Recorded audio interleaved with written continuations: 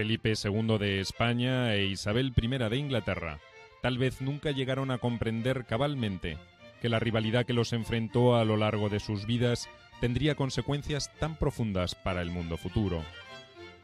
Esa puja alteró en forma definitiva y permanente las concepciones geopolíticas de Europa en la segunda mitad del siglo XVI e inauguró una tendencia que llegaría hasta el siglo XX. La naturaleza del conflicto modificó los usos cotidianos de la guerra. Ya no se dirimiría solo en el territorio continental como hasta entonces. El dominio de los mares globalizaría definitivamente el conflicto.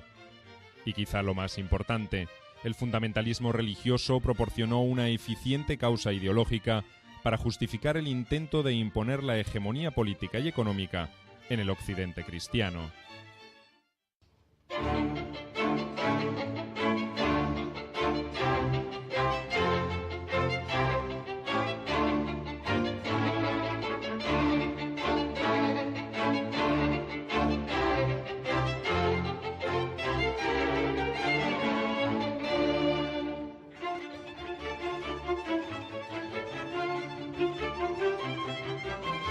Felipe II e Isabel I de Inglaterra. El caso de Felipe II y de Isabel I de Inglaterra, Isabel Tudor, es un caso enormemente interesante porque plantea dos planos de análisis, el plano de la realidad y el plano de lo que pudo ser, el plano de las hipótesis contrafactuales a las que muchos historiadores son aficionados, plantearse lo que hubiera podido ser y no fue. La realidad es el territorio, obviamente, intelectualmente mejor conocido. La realidad es que Isabel y Felipe II encarnan la representación de dos mundos ideológicos radicalmente dispares. El uno se convierte efectivamente en el bastión del catolicismo más radical, el nacionalcatolicismo más duro, y en cambio Isabel de Inglaterra representa justamente lo contrario, es la adalid del protestantismo en su vertiente naturalmente anglicana. Felipe II e Isabel I no lograron victorias decisivas como para doblegar la voluntad del otro, pero trazaron el camino por donde transcurriría el destino de sus respectivos países.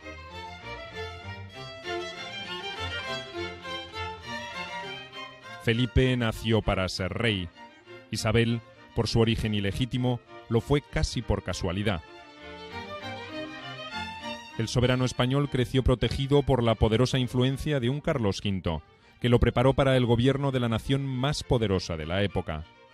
La reina inglesa vivió en riesgo permanente por los vaivenes conyugales de su padre, Enrique VIII, y los conflictos sucesorios desatados después de su muerte en 1547. Felipe comprometió ingentes recursos económicos en una guerra interminable para mantener el control sobre los Países Bajos. Su obstinación lo llevó a involucrar en el conflicto a Inglaterra, con resultados negativos para sus intereses. Isabel apoyó a los rebeldes holandeses y flamencos, pero evitó mientras pudo una confrontación directa con España. El rey español fundamentó el poder bélico de su país en sus fuerzas terrestres. La soberana inglesa puso gran parte del esfuerzo en armar una flota que transformaría a Inglaterra en una potencia marítima de primer orden.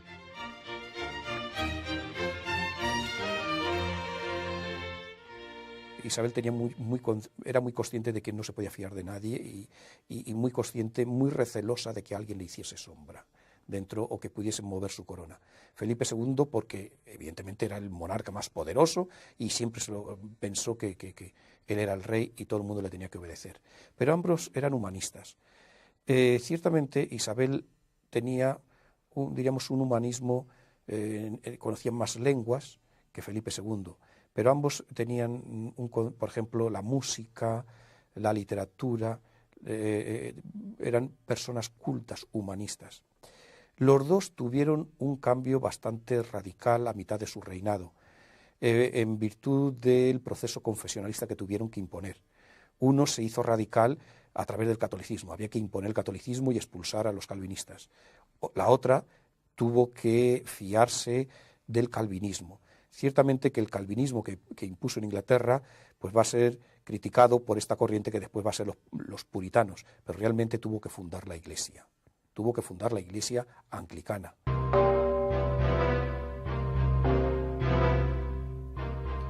La historia pudo quizás ser muy diferente. Felipe II nació el 21 de mayo de 1527 en Valladolid. Fue el primer hijo varón del emperador Carlos V y de Isabel de Portugal. Su padre lo preparó desde su infancia para que se transformara en su sucesor en el reino de España y, eventualmente, en el Sacro Imperio Romano Germánico, que con mucho esfuerzo controló hasta su abdicación en 1556.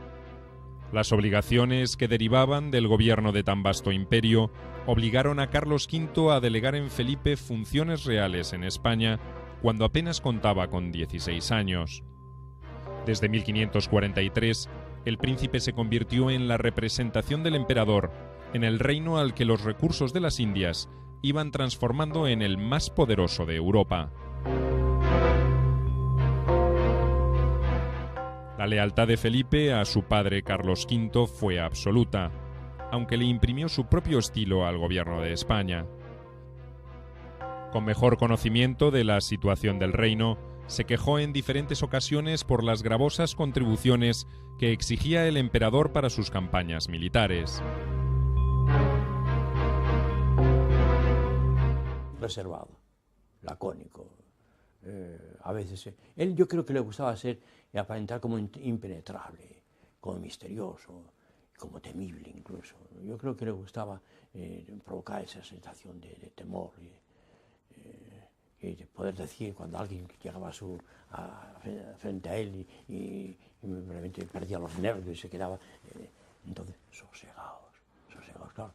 Sosegados. Eso, es decir, le satisfacía muchísimo ver a aquella persona que estaba realmente temerosa y empavorecida ante esa presencia divina, casi divina del rey, ¿no? De majestad de Felipe, sosegados. A diferencia de su padre, el príncipe no era un guerrero, y en esos años prefería una buena negociación antes que una nueva guerra. Pero se avino a la voluntad del emperador en todos los casos, incluso en la decisión que éste tomó en 1553 de casarlo con la nueva reina de Inglaterra, María Tudor. A la edad de 26 años, Felipe ya había enviudado de su primera mujer, María Manuela de Portugal. Cuando Carlos V resolvió fortalecer una alianza con Inglaterra a través de un casamiento con la nueva soberana, estaban adelantadas las negociaciones para un enlace del príncipe con María, la hermana del rey de Portugal, Juan III. Pese a la cuantiosa dote que aportaría la princesa portuguesa a la siempre endeudada corona española, el emperador prefirió privilegiar los aspectos políticos a los económicos. Las consecuencias de esta decisión serían enormes. Hay que tener en cuenta que Felipe II se convierte en soberano de los Países Bajos y al mismo tiempo se convierte en rey consorte de Inglaterra. La alianza de María Tudor con Felipe II es una alianza al estilo del matrimonio entre Fernando e Isabel, los reyes católicos. Es decir, que hay una unión entre ellos y que implica también una unión de los reinos, pero con las mismas condiciones en las que trataban los reyes católicos. De tal manera que si hay un heredero, se convertiría en rey de Inglaterra y rey de España. Pero ¿qué ocurre? Como Felipe II también es rey o soberano de todos los Países Bajos, Felipe II ve una oportunidad muy buena en la alianza con Inglaterra para favorecer el mercado y la alianza en general mercantil, comercial, de los Países Bajos con Inglaterra, porque eso también beneficiaba a España. Entonces, son tratados muy favorables realmente tanto a los Países Bajos como a Inglaterra.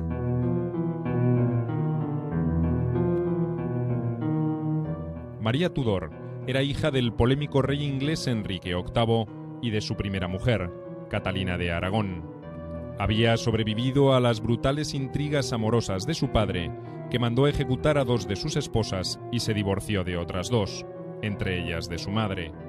Sucedió en el trono a su medio hermano Eduardo VI, un enfermizo y joven monarca que reinó entre 1544 y 1553, en un reino dividido por la cuestión religiosa. Enrique VIII se había enfrentado con el Papa Clemente VII por la negativa del Vaticano a aceptar su divorcio de Catalina de Aragón y su posterior casamiento con Ana Bolena. El rey inglés resolvió romper con la Iglesia católica y crear su propia religión, el anglicanismo, en la que él era la autoridad suprema. El cisma provocado por Enrique y su secuela de salvajes represiones para imponer el nuevo culto alimentó la inestabilidad política en el reino. Su sucesor, Eduardo VI, hijo de su tercera mujer, Jane Seymour, se declaró anglicano, pero su hermanastra, María Tudor, se mantuvo fiel a Roma. La reina inglesa había nacido en 1516 y era, por lo tanto, 11 años mayor que Felipe. No era agraciada y la vida difícil que había llevado en la corte la había transformado en una mujer avejentada y enfermiza. Pero estaba aún soltera y era la soberana de uno de los países más poderosos del occidente europeo. Príncipes alemanes, flamencos y franceses se disputaban su mano por razones de conveniencia. Carlos V usó toda su influencia para que su hijo fuera el elegido. Enzarzado en un crónico conflicto con Francia, una alianza matrimonial entre España e Inglaterra favorecía sus intereses en Europa. Además, recuperaba para el catolicismo romano un reino con mucha influencia sobre los Países Bajos, donde el protestantismo calvinista crecía en forma alarmante. Entonces Carlos V se ve muy acorralado y ve una oportunidad. Cuando María Tudor sube al poder, María Tudor estaba soltera. La reina que no era muy agraciada y no era demasiado jovencita precisamente, pero era reina. Y curiosamente ella se estaba negociando la boda de Felipe II, que ya era viudo de María Manuel de Portugal, con otra princesa portuguesa. Pero claro, cuando aparecen en el escenario político María Tudor, las princesas se palidecen todas ante las reinas. Y Carlos V piensa ya en esa gran alianza familiar de España, Inglaterra, Países Bajos. Entonces que sería un bloque formidable. En la estrategia final del emperador también contaba la posibilidad de que la unión entre Felipe y María engendrara un futuro heredero. En la línea sucesoria armada por Enrique VIII antes de su muerte, se continuaban Eduardo VI, María Tudor y, en tercer lugar, Isabel, hija del arbitrario soberano y de la decapitada Ana Bolena. Si María, igual que Eduardo, no tenía hijos, Isabel heredaría el trono. Era la esperanza que alimentaban muchos nobles ingleses antipapistas y enemigos del casamiento de la reina María con el príncipe español. Esa posibilidad era algo más que una mera especulación. Poco antes de que Felipe y su cortejo de 3.000 personas llegaran a Inglaterra para su casamiento, en julio de 1554, se produjo la rebelión Wyatt, un intento de derrocar a María a favor de Isabel. El alzamiento fue sofocado y la propia Isabel terminó encarcelada en la Torre de Londres. Hubo gran oposición a que fuera ejecutada y el propio Felipe, en su afán de congraciarse con los ingleses, intercedió a favor de la princesa. Una decisión de la que tendría que arrepentirse el resto de su vida. Felipe nunca se mostró demasiado entusiasta del destino marital que le había fijado su padre, pero trató de cumplir su rol de príncipe consorte de la mejor manera posible. Incluso moderó frente a los ingleses la intransigencia religiosa que exhibía ante sus súbditos españoles y flamencos. Pero María Tudor no quedó embarazada y la pareja no permaneció demasiado tiempo junta. En agosto de 1555, Felipe abandonó Inglaterra para participar en Bruselas en el proceso de abdicación de Carlos V de todos sus dominios. Felipe apenas tuvo tiempo de retornar por 3 meses a Inglaterra antes de convertirse definitivamente en el rey de España en 1556. Afectada por su ausencia y por sus dolencias, María Tudor murió el 17 de noviembre de 1558. Poco antes de su fallecimiento, los ingleses habían pagado muy caro su alianza con los españoles en un nuevo episodio de la interminable guerra que sostenían contra Francia. Perdieron definitivamente la ciudad de Calais, la última posición de Inglaterra en tierra francesa. La derrota enfriaría los ánimos de los partidarios de la alianza, sobre todo tras la llegada de Isabel al trono.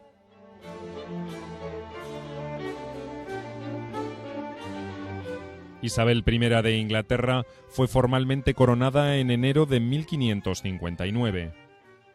Había nacido en 1533 y, como su hermanastra María, debió sortear todo tipo de peligros y humillaciones en la corte de su arbitrario padre, Enrique VIII. Pero su temple ante las adversidades era muy distinto, como muy pronto podría comprobar Felipe II. Aquí está el problema de la formación. Las personas son, digamos que lo que comen, ¿no? Lo que han vivido previamente. Isabel tuvo que sufrir mucho para conseguir el trono. Estuvo denostada por María, su hermanastra, tuvo que estar en un momento de refugio, escondida, presión por todas partes para mantener el reino. Heredó unas tensiones muy grandes, ¿no? Había pasado de Enrique VIII, Eduardo, luego María, tensiones familiares. Hay que tener en cuenta que si María también había sufrido porque su madre había sido repudiada, Ana Bolena pues también acabó mal. O sea que era una situación difícil. Primero, asegurarse ella dentro de Inglaterra, porque había un partido católico bastante importante. No olvidemos que está heredando la Inglaterra de María Tudor, que había otra vez puesto al catolicismo inglés en alza, ¿no? Pero que pronto se da cuenta de que ella, si quiere no solamente ser la reina de Inglaterra, sino ser una reina con peso en el panorama político europeo, tiene que apoyarse en otras fuerzas, en otros continentales. En este caso, en los rebeldes calvinistas holandeses, en los príncipes protestantes alemanes, en los hugonotes franceses.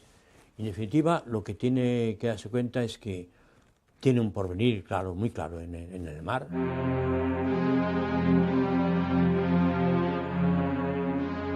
Como hija de Ana Bolena, la mujer por la que Enrique VIII había provocado su ruptura con el Papa, la legitimidad de los títulos de Isabel para convertirse en reina de Inglaterra eran cuestionados en la Europa católica. Mucho más cuando la nueva soberana no parecía dispuesta a aceptar su obediencia al Vaticano. En consecuencia, el partido católico inglés, que con la muerte de María Tudor había perdido posiciones, resolvió apoyar las aspiraciones de otra candidata, María Estuardo, reina de Escocia y esposa de Francisco, el delfín de Francia. Frente a esta realidad, Isabel I no tuvo más remedio que mantener su alianza con España, y Felipe trató de sacar partido de la situación. Siempre se manifestó en un doble juego Isabel de Inglaterra. Y los embajadores dicen que era como una monja, ¿no? Que era recluida y tal, y que la llamaban la reina virgen, que no era virgen sino porque era estéril, ¿no? Entonces la tenían en una situación como... Ella misma se encargó de propagar esa imagen, ¿no? De reservada, de cuidada, en fin, Entonces, ella consigue la alianza, la amistad de Felipe y poco a poco, bueno, pues consigue, cuando muere víctima de un cáncer, ¿no? María Tudor, pues fácilmente consigue llegar al trono, por el apoyo de Felipe II, que no ve ningún problema porque creen que no va a causar una distorsión en la cristiandad, ¿no? Con la reforma. La nueva reina inglesa no era tampoco una belleza, pero era joven y también soltera. El ahora rey de España intentó reeditar la jugada que había imaginado su padre, Carlos V, y le ofreció casamiento. Los negociadores españoles interpretaron que Isabel no podía negarse. Necesitaba la protección de Felipe para neutralizar el riesgo de una presión francesa en su contra y para legitimar su gobierno ante las potencias europeas. La reina, por cierto, no se negó, pero dilató cualquier compromiso y en paralelo acentuó su distancia con Roma.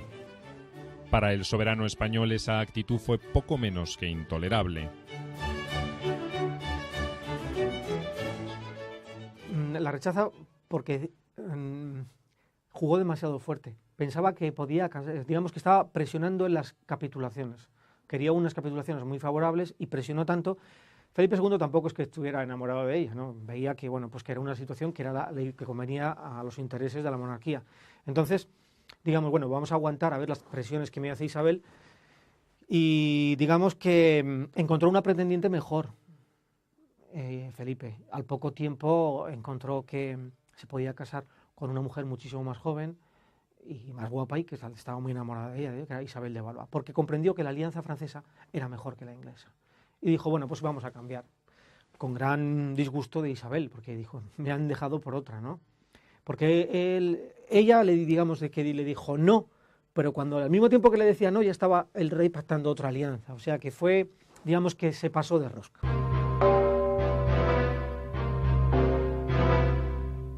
La solución vendría por la necesidad de España y Francia de terminar con una guerra que comprometía seriamente los recursos humanos y económicos de las dos naciones. El Tratado de Cateau-Cambrésis, en abril de 1559, sería uno de los grandes logros del reinado de Felipe II, porque consagraría la paz entre los dos reinos por más de un siglo, aunque abriría las puertas a su enemistad definitiva con Inglaterra. Según los términos del tratado, Francia se comprometía a devolver posiciones españolas capturadas en Flandes, pero no haría lo propio con Calais, reclamada por los ingleses. España no objetó ese punto, quizá porque otra parte del acuerdo consignaba que Felipe II se casaría con la princesa Isabel de Valois, hija del rey Enrique II, una forma muy conveniente de saldar las diferencias. La paz no conformó a parte de la nobleza francesa, y mucho menos a los ingleses, que reaccionaron cerrando filas en torno a Isabel I. La reina ya no tenía nada que ocultar. En mayo de 1559, el Parlamento volvió a ratificar que la corona era la cabeza de la Iglesia anglicana. El cisma con Roma estaba de hecho confirmado.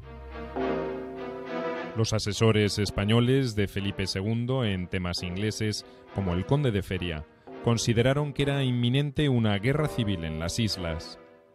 Especularon también que Francia podía llegar a intervenir para hacer valer los derechos de María Estuardo.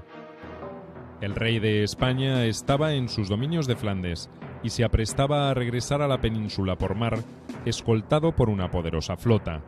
Para esos asesores era una oportunidad inmejorable. La escuadra debería dirigirse a Inglaterra para apoyar la rebelión del bando católico, derrocar a Isabel y adelantarse a cualquier maniobra francesa.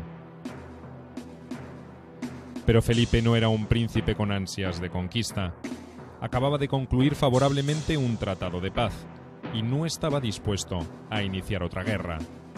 Además, no era partidario de las decisiones apresuradas ni de los gestos audaces.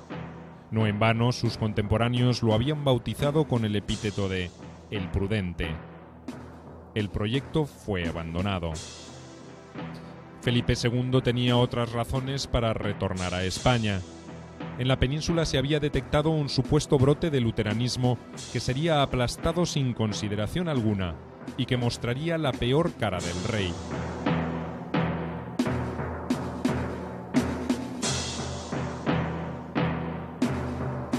Intransigente, fanático, dejó las manos libres a la Inquisición para que actuara en forma despiadada.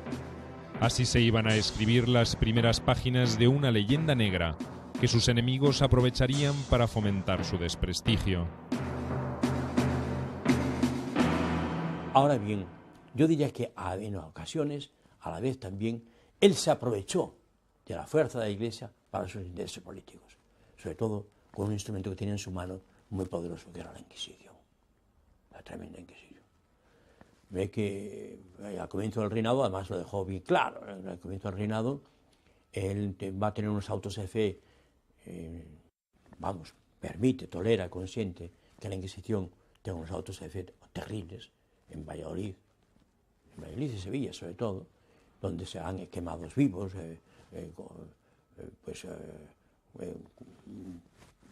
personas que consideradas y proclamadas como herejes y que todavía no estamos más seguros de que eso era del todo cierto, pero en todo caso una barbarie. Vamos. Es decir, que la Inquisición a él pudo ser para él un instrumento político también.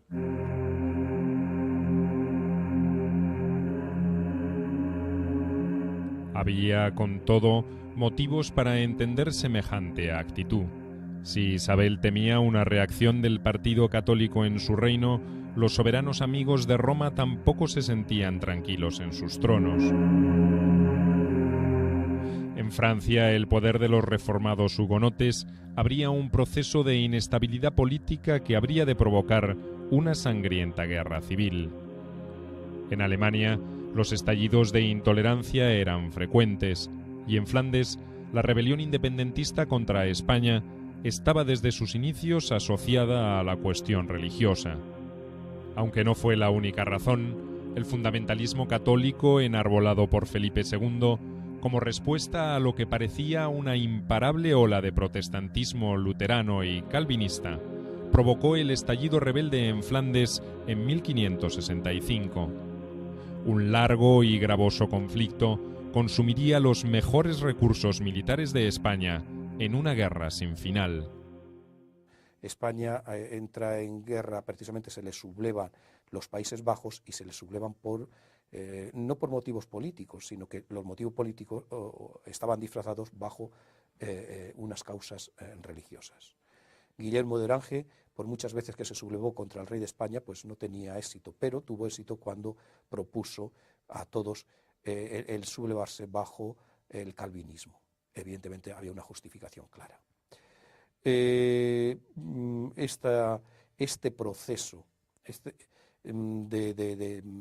sublevación calvinista también coincide con las guerras de religión en Francia, en donde lo que se dilucidaba era la lucha entre católicos y calvinistas o hugonotes. Para Isabel I, esa rebelión fue casi como una bendición. La cuestión flamenca se transformó para el rey de España en una obsesión. Le permitió a la soberana inglesa ganar tiempo y fortalecer su reino. Sabía que tarde o temprano el conflicto sería inevitable y se preparó a conciencia para enfrentarlo. Isabel I tuvo en claro desde el comienzo de su reinado que alentar la independencia de los Países Bajos era conveniente por partida doble. Creaba un Estado protestante y amigo frente a sus costas y debilitaba a España, la potencia católica más poderosa del mundo. Por ese motivo, desde 1559, se encargó de favorecer a los rebeldes encabezados por el príncipe de Orange, aunque sin desafiar en forma directa el poder español en la región. Inglaterra ofrecía protección a rebeldes fugitivos, financiaba algunas operaciones militares y obstaculizaba la ayuda que España enviaba por mar a su guarnición apostada en Flandes. En 1568, una fuerza naval al mando del marino William Hawkins capturó a una flota española que transportaba dinero para los soldados que operaban en los Países Bajos. Fue como pasar un límite invisible pero peligroso. La represión contra los protestantes se incrementó y Felipe II comenzó a evaluar la posibilidad de encarar una acción decisiva contra la reina. A partir de 1584 se forma una coalición calvinista que los historiadores de hace 15 o 20 años como mucho pues han denominado como el calvinismo internacional, en donde efectivamente los calvinistas forman en toda Europa una alianza. Son los hugonotes franceses, los Gueux o los partidarios de Guillermo de Orange en Holanda y la reina Isabel de Inglaterra. Este calvinismo internacional va a luchar contra Felipe II, que era la única fuerza católica importante que existía en el continente.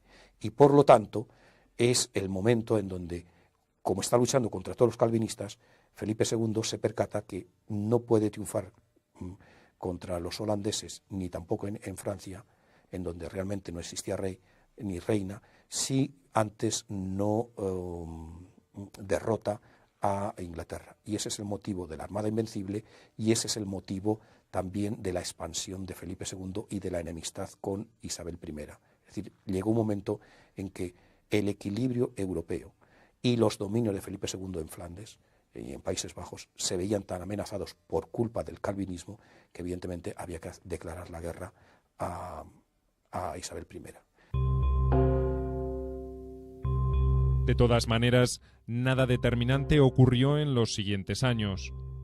España apoyó diferentes conspiraciones para destituir a Isabel y alentó rebeliones frustradas a cargo de nobles católicos ingleses. La reina devolvió los golpes con las incursiones de sus corsarios por las Indias Occidentales o con el envío de una pequeña fuerza expedicionaria a Flandes en 1577. Eran simples tanteos, muestras crecientes de una hostilidad que no terminaba de concretarse. Felipe tenía demasiados frentes abiertos como para alentar nuevas aventuras. Flandes era uno de ellos. Otro estaba en el Mediterráneo, donde debía cuidar los intereses españoles e italianos. En ese escenario, en 1571, una flota combinada mandada por el hermanastro del rey, don Juan de Austria, había logrado una contundente victoria contra la escuadra turca. El éxito en Lepanto determinó el final de la amenaza otomana sobre el occidente cristiano. Pero aún restaba la de los piratas norteafricanos, que para el comercio español eran más peligrosos que los turcos. Pero la suerte todavía le sonreía al rey. Precisamente una frustrada expedición portuguesa destinada a conquistar Marruecos le permitió a Felipe cumplir el sueño de anexionarse Portugal. Sebastián I, el soberano portugués, había muerto durante la campaña de Marruecos en la batalla de Alcázar-Quibir.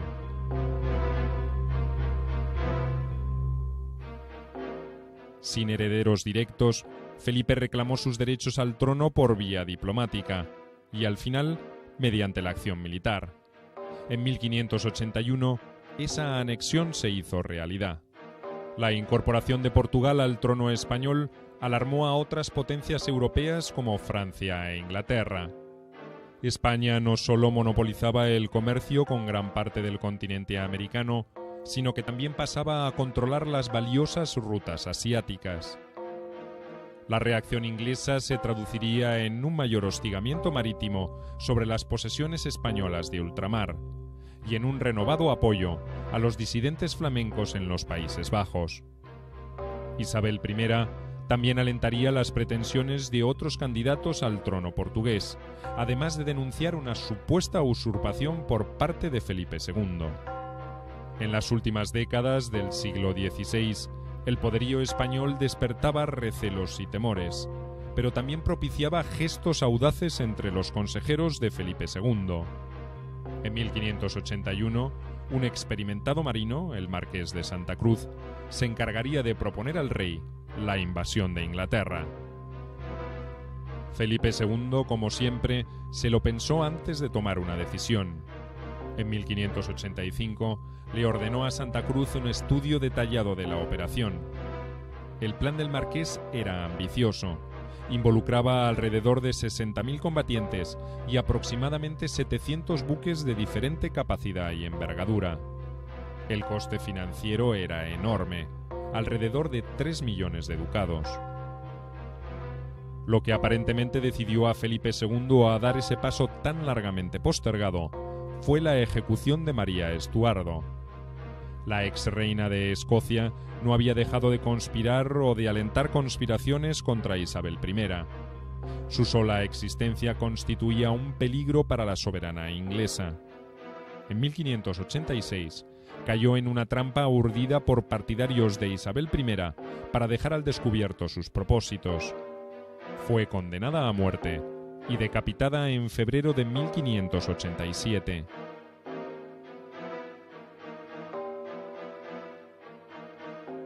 Felipe II, que alguna vez había especulado con un casamiento de María Estuardo con su hermanastro Juan de Austria como parte de la estrategia de reemplazo de Isabel I, reconoció que no quedaba otra alternativa que una acción directa. Ordenó entonces acelerar los preparativos para reunir una gran armada. Felipe II no sabe bien qué puede hacer con una invasión a Inglaterra. ¿Qué puede hacer? Aunque, pensando que se vence. Bueno, pero ¿y la victoria para quién?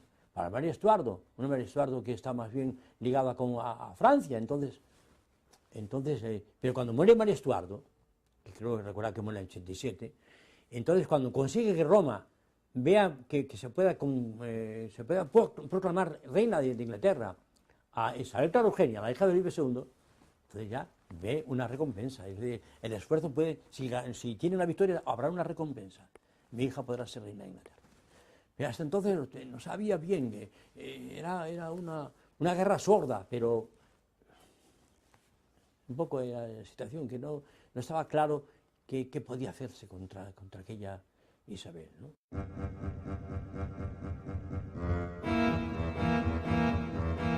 El atrevimiento de los corsarios ingleses se había tornado insoportable. Su audacia no provenía solo de ansias de botín, sino de la convicción de la superioridad de sus naves sobre las españolas.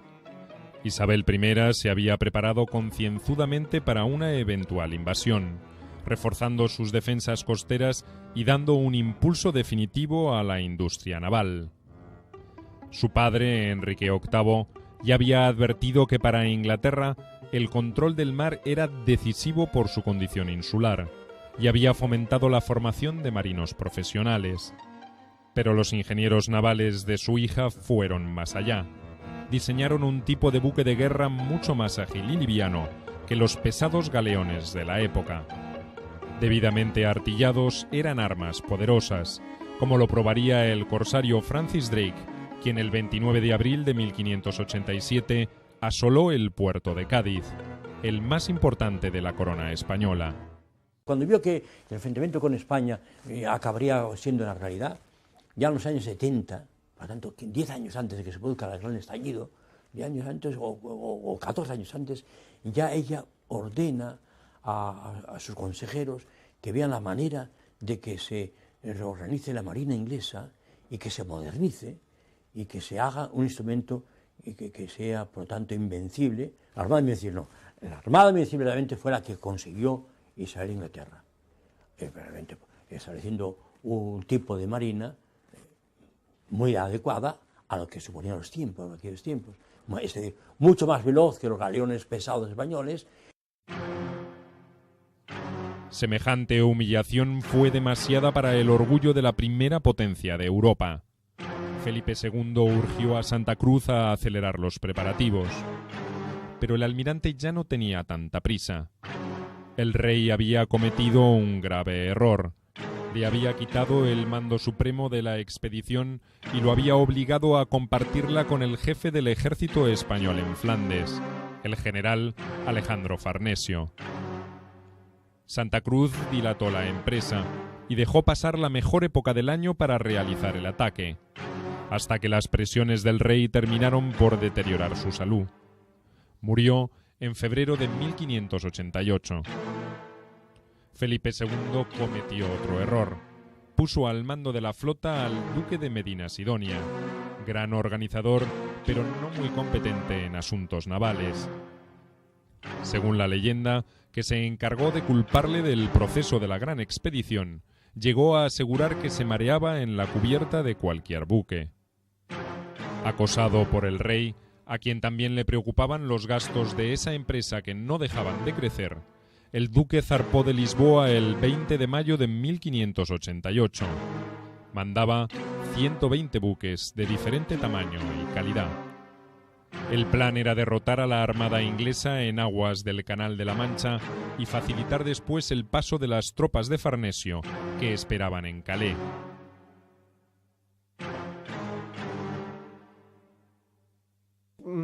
Realmente fue el plan era disparatado, ¿no? ¿Cómo iban a invadir Inglaterra con una conexión de tren de artillería con una armada que estaba en los Países Bajos, que tenía que unirse a una superarmada que iba? Era realmente todo complicadísimo, ¿no? Tenían que haberlo hecho de otra manera.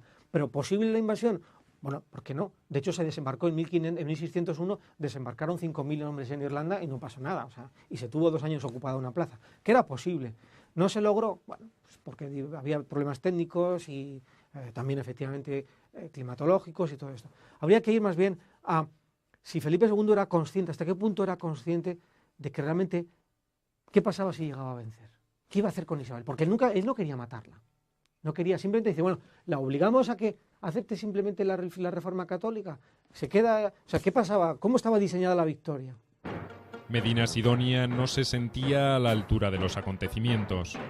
Cerca de La Coruña, los temporales estuvieron a punto de destrozar su flota y le rogó al rey que le permitiese postergar la operación. Pero Felipe II se mostró inflexible.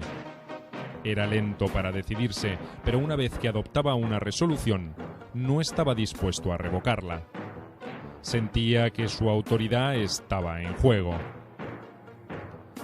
Entre el 21 y el 25 de julio, las veloces y maniobrables naves inglesas hostigaron en forma implacable a las españolas. La Armada española estaba concebida para una guerra de acercamiento y de abordaje. No podía competir contra la movilidad y el poder de fuego de ese enemigo huidizo y de ágil maniobra. El mal tiempo hizo el resto. Medina Sidonia, en lugar de retroceder para refugiarse en los puertos continentales, prefirió rodear las islas británicas por el Mar del Norte para retornar a España. Las tumultuosas aguas de ese mar provocaron terribles sufrimientos a los marinos y aumentaron la sensación de desastre. La Armada Invencible, como la bautizaron burlonamente los ingleses, sufrió enormes pérdidas que tardaron años en superarse. Felipe II integrista, el Felipe II objeto de sátiras, de críticas feroces por parte de la leyenda negra, el Felipe II llamado demonio del mediodía, vestido de negro en los retratos de Pantoja de la Cruz, pues se convierte en el enemigo por excelencia de Isabel de Inglaterra, y fruto de esa enemistad, el momento cumbre de esa enemistad, es naturalmente la Armada, la Gran Armada para los españoles, Armada Invencible, irónicamente llamada así por los británicos, que conlleva el fracaso final de Felipe y la victoria de Isabel respecto a Felipe. Una victoria que tampoco hay que considerar que tuvo más una trascendencia simbólica que no una trascendencia real.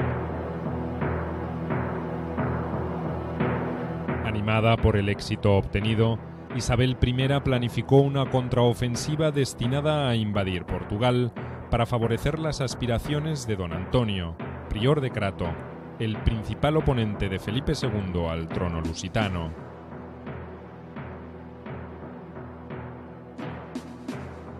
La expedición mandada por Francis Drake en 1589 fracasó en su intento de tomar La Coruña y fue derrotada ante Lisboa. El desastre inglés dio un respiro a los españoles, sobre todo porque en los años siguientes registraron varios éxitos. En 1590, otra flota inglesa intentó golpes de mano contra galeones que retornaban de las Indias, pero sin resultado positivo. En 1595, una expedición al mando de Drake y de John Hawkins fracasó en las Canarias. Lo mismo ocurriría con intentos posteriores contra Puerto Rico y Cartagena de Indias. El último ataque fue en 1596, nuevamente contra Cádiz.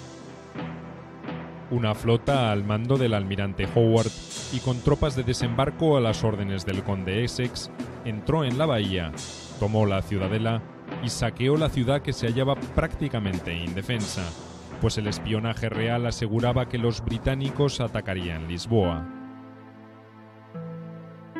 El declive de España ya era entonces evidente, lo mismo que el de un Felipe II encerrado en su residencia del monasterio de El Escorial, donde viviría sus últimos días. Felipe II murió el 13 de septiembre de 1598. No había logrado pacificar Flandes, ni erradicar esa herejía calvinista que lo obsesionaba. No había conseguido destronar a la odiada Isabel de Inglaterra.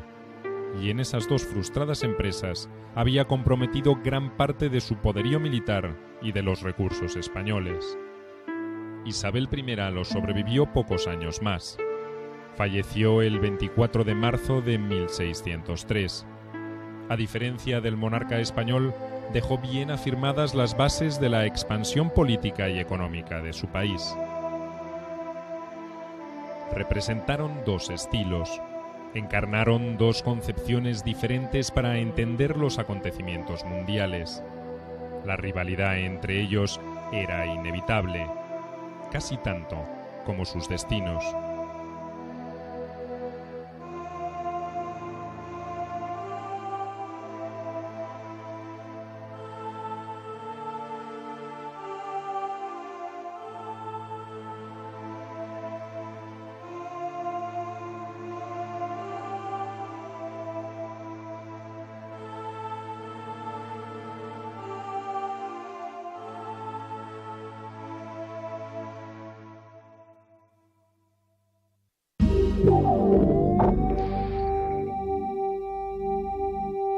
La inglesa ganar tiempo y fortalecer su reino. Sabía que tarde o temprano el conflicto sería inevitable y se preparó a conciencia para enfrentarlo. Isabel I tuvo en claro desde el comienzo de su reinado que alentar la independencia de los Países Bajos era conveniente por partida doble. Creaba un Estado protestante y amigo frente a sus costas y debilitaba a España, la potencia católica más poderosa del mundo. Por ese motivo, desde 1559, se encargó de favorecer a los rebeldes encabezados por el príncipe de Orange, aunque sin desafiar en forma directa el poder español en la región.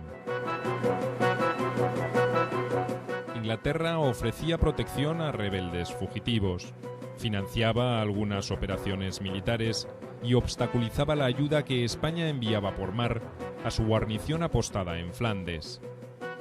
En 1568, una fuerza naval al mando del marino William Hawkins capturó a una flota española que transportaba dinero para los soldados que operaban en los Países Bajos. Fue como pasar un límite invisible pero peligroso. La represión contra los protestantes se incrementó y Felipe II comenzó a evaluar la posibilidad de encarar una acción decisiva contra la reina. A partir de 1584 se forma una coalición calvinista que los historiadores de hace 15 o 20 años como mucho, pues han denominado como el calvinismo internacional, en donde efectivamente los calvinistas forman en toda Europa una alianza. Son los hugonotes franceses, los Gueux o los partidarios de Guillermo de Orange en Holanda y la reina Isabel de Inglaterra.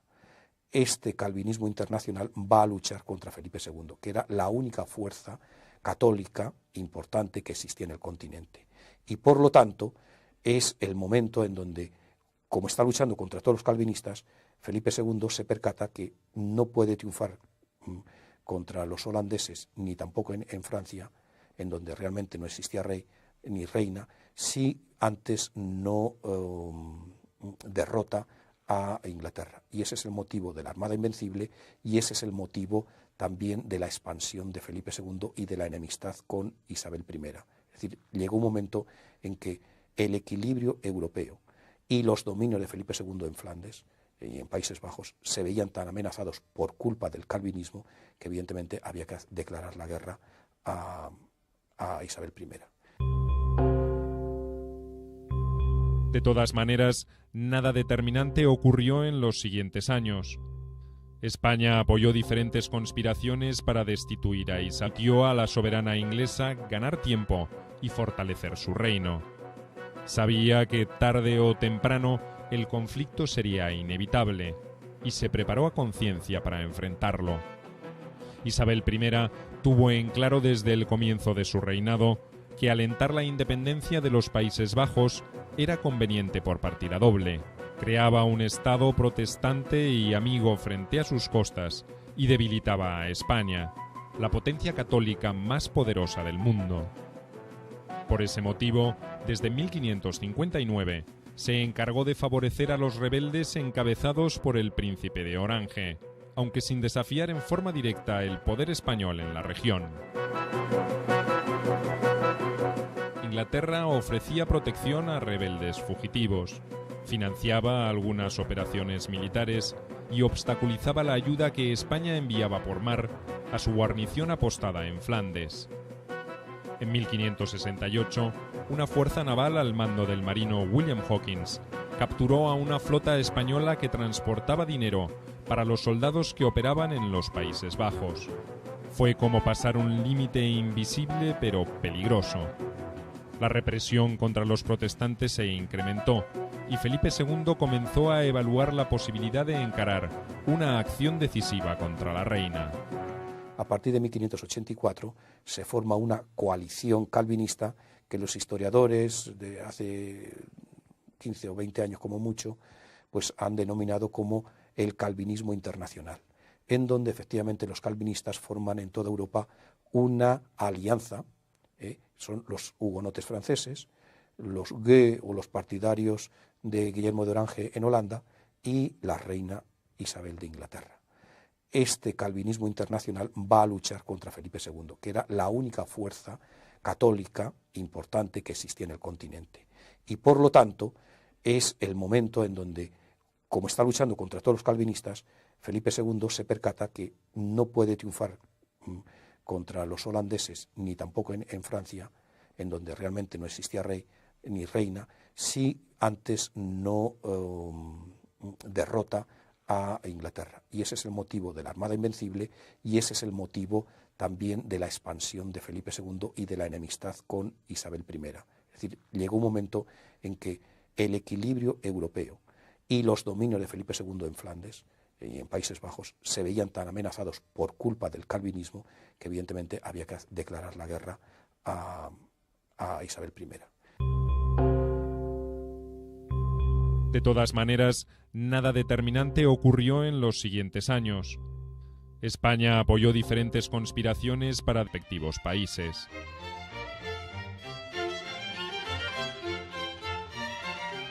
Felipe nació para ser rey. Isabel, por su origen ilegítimo, lo fue casi por casualidad.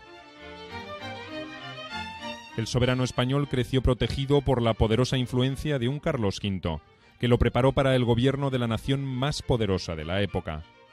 La reina inglesa vivió en riesgo permanente por los vaivenes conyugales de su padre, Enrique VIII, y los conflictos sucesorios desatados después de su muerte en 1547.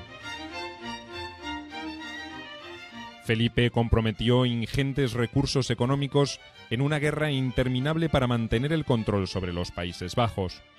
Su obstinación lo llevó a involucrar en el conflicto a Inglaterra, con resultados negativos para sus intereses. Isabel apoyó a los rebeldes holandeses y flamencos, pero evitó mientras pudo una confrontación directa con España. El rey español fundamentó el poder bélico de su país en sus fuerzas terrestres. La soberana inglesa puso gran parte del esfuerzo en armar una flota que transformaría a Inglaterra en una potencia marítima de primer orden.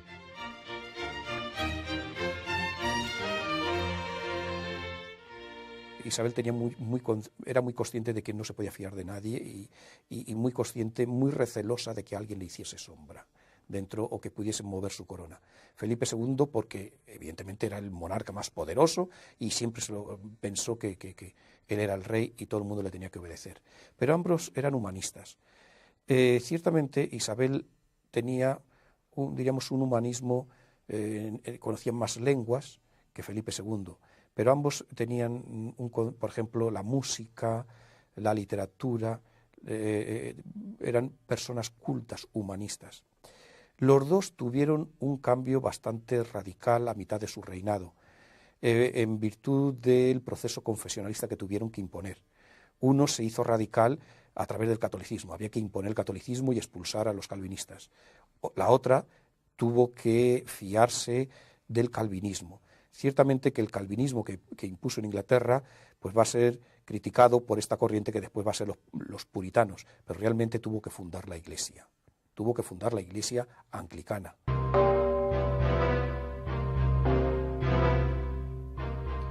La historia pudo quizás ser muy diferente.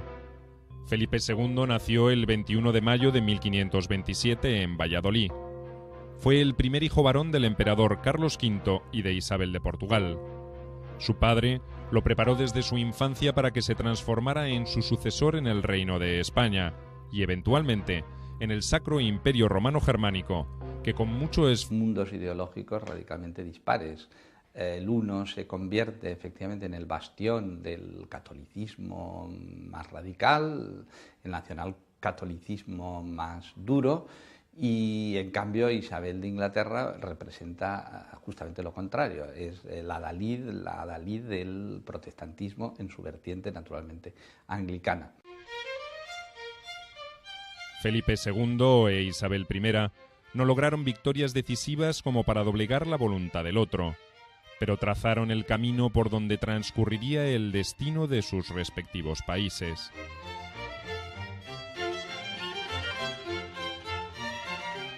Felipe nació para ser rey. Isabel, por su origen ilegítimo, lo fue casi por casualidad. El soberano español creció protegido por la poderosa influencia de un Carlos V, que lo preparó para el gobierno de la nación más poderosa de la época. La reina inglesa vivió en riesgo permanente por los vaivenes conyugales de su padre, Enrique VIII, y los conflictos sucesorios desatados después de su muerte en 1547.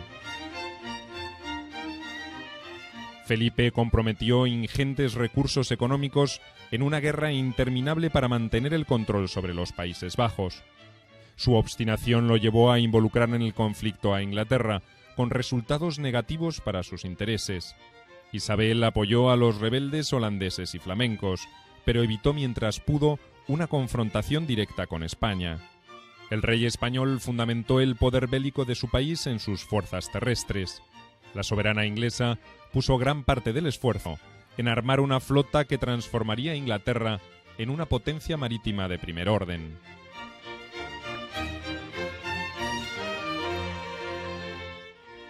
Isabel era muy consciente de que no se podía fiar de nadie y muy consciente, muy recelosa de que alguien le hiciese sombra dentro o que pudiese mover su corona. Felipe II porque evidentemente era el monarca más poderoso y siempre pensó que él era el rey y todo el mundo le tenía que obedecer. Pero ambos eran humanistas. Ciertamente Isabel tenía un humanismo, conocían más lenguas que Felipe II, pero ambos tenían, por ejemplo, la música, la literatura, eran personas cultas, humanistas. Los dos tuvieron un cambio bastante radical a mitad de su reinado, en virtud del proceso confesionalista que tuvieron que imponer. Uno se hizo radical a través del catolicismo, había que imponer el catolicismo y expulsar a los calvinistas. La otra tuvo que fiarse del calvinismo. Ciertamente que el calvinismo que impuso en Inglaterra pues va a ser criticado. Agraciada, y no era demasiado jovencita precisamente, pero era reina. Y curiosamente ya se estaba negociando la boda de Felipe II, que ya era viudo de María Manuel de Portugal, con otra princesa portuguesa. Pero claro, cuando aparecen en el escenario político María Tudor, las princesas palidecen todas ante las reinas. Entonces, y Carlos V piensa ya en esa gran alianza familiar de España, Inglaterra, Países Bajos. Entonces que sería un bloque formidable. En la estrategia final del emperador también contaba la posibilidad de que la unión entre Felipe y María engendrara un futuro heredero. En la línea sucesoria armada por Enrique VIII antes de su muerte se continuaban Eduardo VI, María Tudor y, en tercer lugar, Isabel, hija del arbitrario soberano y de la decapitada Ana Bolena. Si María, igual que Eduardo, no tenía hijos, Isabel heredaría el trono. Era la esperanza que alimentaban muchos nobles ingleses antipapistas y enemigos del casamiento de la reina María con el príncipe español. Esa posibilidad era algo más que una mera especulación. Poco antes de que Felipe y su cortejo de 3.000 personas llegaran a Inglaterra para su casamiento, en julio de 1554, se produjo la rebelión Wyatt, un intento de derrocar a María a favor de Isabel. El alzamiento fue sofocado y la propia Isabel terminó encarcelada en la Torre de Londres.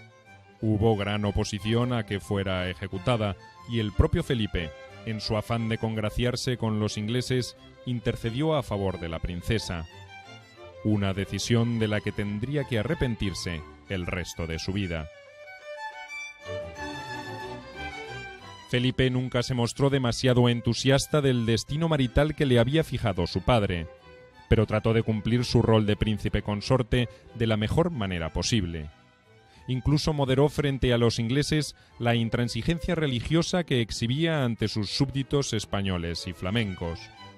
Pero María Tudor no quedó embarazada y la pareja no permaneció demasiado tiempo junta. En agosto de 1555, Felipe abandonó Inglaterra para participar en Bruselas en el proceso de abdicación de Carlos V de todos sus dominios.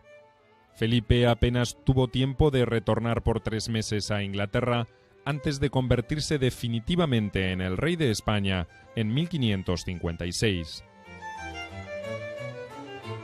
Afectada por su ausencia y por sus dolencias, María Tudor murió el 17 de noviembre de 1558. Poco antes de su fallecimiento, los ingleses habían pagado muy caro su alianza con los españoles en un nuevo episodio en 1556. Afectada por su ausencia y por sus dolencias, María Tudor murió el 17 de noviembre de 1558. Poco antes de su fallecimiento, los ingleses habían pagado muy caro su alianza con los españoles en un nuevo episodio de la interminable guerra que sostenían contra Francia. Perdieron definitivamente la ciudad de Calais, la última posición de Inglaterra en tierra francesa. La derrota enfriaría los ánimos de los partidarios de la alianza, sobre todo tras la llegada de Isabel al trono.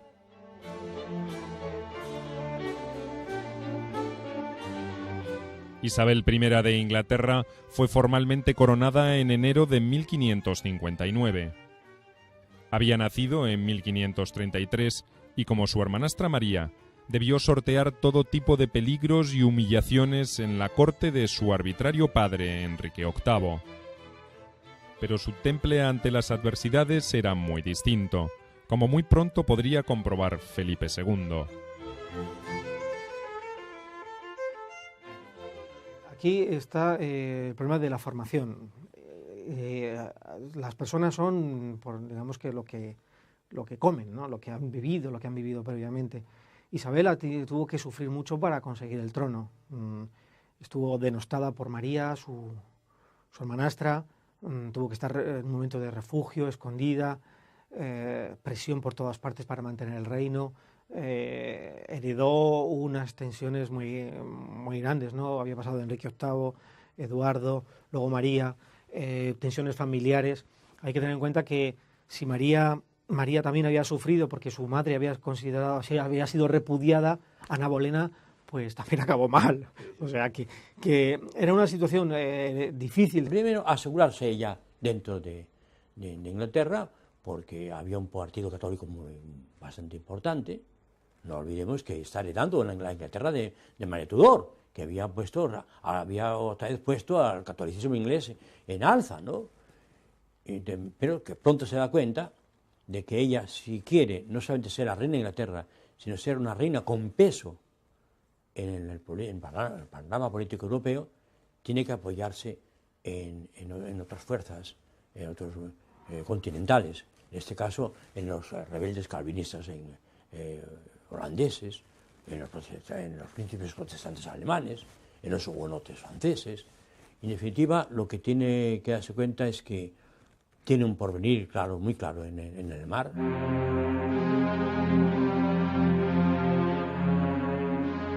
Como hija de Ana Bolena, la mujer por la que María Tudor había perdido posiciones, resolvió apoyar las aspiraciones de otra candidata, María Estuardo, reina de Escocia y esposa de Francisco, el delfín de Francia. Frente a esta realidad, Isabel I no tuvo más remedio que mantener su alianza con España, y Felipe trató de sacar partido de la situación. Siempre se manifestó en un doble juego Isabel de Inglaterra. Y los embajadores dicen que era como una monja, ¿no? Que era recluida y tal, y que le llamaban la reina virgen, que no era virgen sino porque era estéril, ¿no? Entonces la tenían en una situación como... Ella misma se encargó de propagar esa imagen, ¿no? De reservada, de cuidada, en fin, de... Entonces, ella consigue la alianza, digamos, la amistad de Felipe y poco a poco, bueno, pues consigue, cuando muere víctima de un cáncer, ¿no? María Tudor, pues fácilmente consigue llegar al trono, por el apoyo de Felipe II, que no ve ningún problema porque creen que no va, digamos, va a causar una distorsión en la cristiandad, ¿no? Con la reforma. La nueva reina inglesa no era tampoco una belleza, pero era joven y también soltera. El ahora rey de España intentó reeditar la jugada que había imaginado su padre, Carlos V, y le ofreció casamiento. Los negociadores españoles interpretaron que Isabel no podía negarse. Necesitaba la protección de Felipe para neutralizar el riesgo de una presión francesa en su contra y para legitimar su gobierno ante las potencias europeas. La reina, por cierto, no se negó, pero dilató cualquier compromiso y en paralelo acentuó su distancia con Roma. Para el soberano español esa actitud fue poco menos que intolerable. La rechaza porque jugó demasiado fuerte. Pensaba que podía, digamos que estaba presionando en las capitulaciones. Quería unas capitulaciones muy favorables y presionó tanto. Felipe II tampoco es que estuviera enamorado de ella, ¿no? Veía que, bueno, pues que era una situación que era la ley que convenía a los intereses de la monarquía. Entonces, digamos, bueno, vamos a aguantar a ver las presiones que me hace Isabel y digamos que encontró una pretendiente mejor. Felipe, al poco tiempo encontró que se podía casar con una mujer muchísimo más joven y más guapa y que estaba muy enamorada de ella, que era Isabel de Valois, porque comprendió que la alianza francesa era mejor que la inglesa. Y dijo, bueno, pues vamos a cambiar, con gran disgusto de Isabel, porque dijo, me han dejado por otra, ¿no? Porque ella le dijo no, pero cuando al mismo tiempo que le decía no, ya estaba el rey pactando otra alianza, o sea que fue, digamos que se pasó de rosca. Por mar, escoltado por una poderosa flota. Para esos asesores era una oportunidad inmejorable. La escuadra debería dirigirse a Inglaterra para apoyar la rebelión del bando católico, derrocar a Isabel y adelantarse a cualquier maniobra francesa. Pero Felipe no era un príncipe con ansias de conquista. Acababa de concluir favorablemente un tratado de paz y no estaba dispuesto a iniciar otra guerra. Además, no era partidario de las decisiones apresuradas ni de los gestos audaces. No en vano, sus contemporáneos lo habían bautizado con el epíteto de «el prudente». El proyecto fue abandonado. Felipe II tenía otras razones para retornar a España.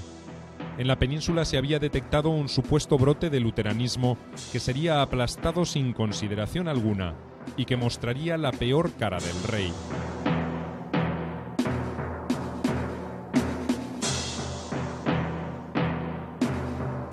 Intransigente, fanático, dejó las manos libres a la Inquisición para que actuara en forma despiadada. Así se iban a escribir las primeras páginas de una leyenda negra que sus enemigos aprovecharían para fomentar su desprestigio. Ahora bien, yo diría que en ocasiones, a la vez también, él se aprovechó de la fuerza de la Iglesia para sus intereses políticos, sobre todo con un instrumento que tenía en su mano muy poderoso, que era la Inquisición, la tremenda Inquisición. Ve que al comienzo del reinado, además lo dejó bien claro, al comienzo del reinado, él va a tener unos autos de fe, permite, tolera, consiente que la Inquisición tenga unos autos de fe terribles en Valladolid y Sevilla sobre todo, donde se han quemado vivos,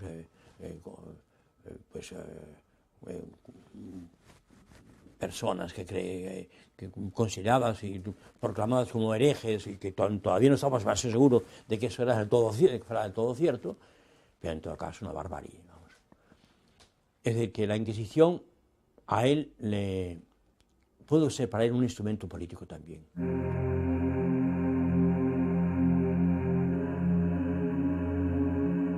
Había, con todo, motivos para entender semejante actitud. Si Isabel temía una reacción del partido católico en su reino, los soberanos amigos de Roma tampoco se sentían tranquilos en sus tronos. En Francia, el poder de los reformados hugonotes abría un proceso de inestabilidad política que habría de provocar una sangrienta guerra civil. En Alemania, los estallidos de intolerancia... En ocasiones, a la vez también, él se aprovechó de la fuerza de la Iglesia para sus intereses políticos, sobre todo con un instrumento que tenía en su mano muy poderoso, que era la Inquisición, la tremenda Inquisición. Ve que al comienzo del reinado, además lo dejó bien claro, al comienzo del reinado, él va a tener unos autos de fe, permite, tolera, consiente que la Inquisición tenga unos autos de fe terribles en Valladolid y Sevilla sobre todo, donde se han quemado vivos,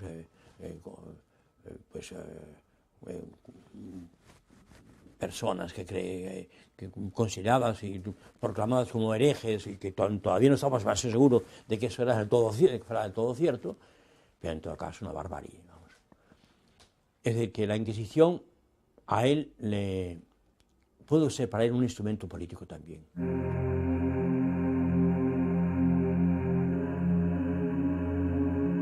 Había, con todo, motivos para entender semejante actitud. Si Isabel temía una reacción del partido católico en su reino, los soberanos amigos de Roma tampoco se sentían tranquilos en sus tronos. En Francia, el poder de los reformados hugonotes abría un proceso de inestabilidad política que habría de provocar una sangrienta guerra civil. En Alemania, los estallidos de intolerancia eran frecuentes, y en Flandes, la rebelión independentista contra España estaba desde sus inicios asociada a la cuestión religiosa. Aunque no fue la única razón, el fundamentalismo católico enarbolado por Felipe II, como respuesta a lo que parecía una imparable ola de protestantismo luterano y calvinista, provocó el estallido rebelde en Flandes en 1565. Un largo y gravoso conflicto consumiría los mejores recursos militares de España en una guerra sin final. España entra en guerra, precisamente se le sublevan los Países Bajos y se le sublevan no por motivos políticos, sino que los motivos políticos estaban disfrazados bajo unas causas religiosas. Guillermo de Orange, por muchas veces que se sublevó contra el rey de España, pues no tenía éxito, pero tuvo éxito cuando propuso a todos el sublevarse bajo el calvinismo. Evidentemente había una justificación clara. Este proceso, esta sublevación calvinista también coincide con las guerras de religión en Francia, en donde lo que se dilucidaba era la lucha entre católicos y calvinistas o hugonotes. Para Isabel I, esa rebelión fue casi... El caso de Felipe II y de Isabel I de Inglaterra, Isabel Tudor, es un caso enormemente interesante porque plantea dos planos de análisis, el plano de la realidad y el plano de lo que pudo ser, el plano de las hipótesis contrafactuales a las que muchos historiadores son aficionados, a plantearse lo que hubiera podido ser y no fue.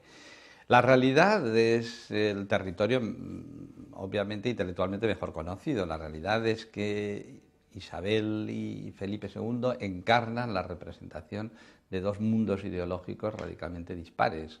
El uno se convierte efectivamente en el bastión del catolicismo más radical, el nacionalcatolicismo más duro, y en cambio Isabel de Inglaterra representa justamente lo contrario, es la adalid del protestantismo en su vertiente naturalmente anglicana.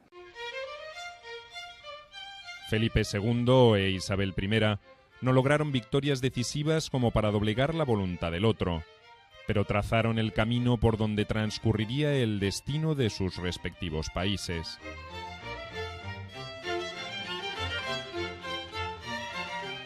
Felipe nació para ser rey. Isabel, por su origen ilegítimo, lo fue casi por casualidad. El soberano español creció protegido por la poderosa influencia de un Carlos V, que lo preparó para el gobierno de la nación más poderosa de la época. La reina inglesa vivió en riesgo permanente por los vaivenes conyugales de su padre, Enrique VIII, y los conflictos sucesorios desatados después de su muerte en 1547. Felipe comprometió ingentes recursos económicos en una guerra interminable para mantener el control sobre los Países Bajos. Su obstinación lo llevó a involucrar en el conflicto a Inglaterra, con resultados negativos para sus intereses.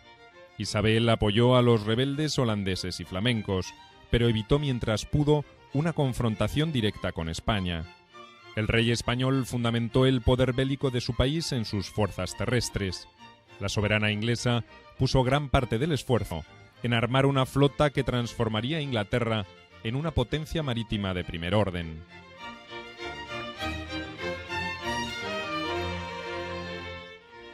Isabel era muy consciente de que no se podía fiar de nadie y muy consciente, muy recelosa de que alguien le hiciese sombra dentro o que pudiese mover su corona.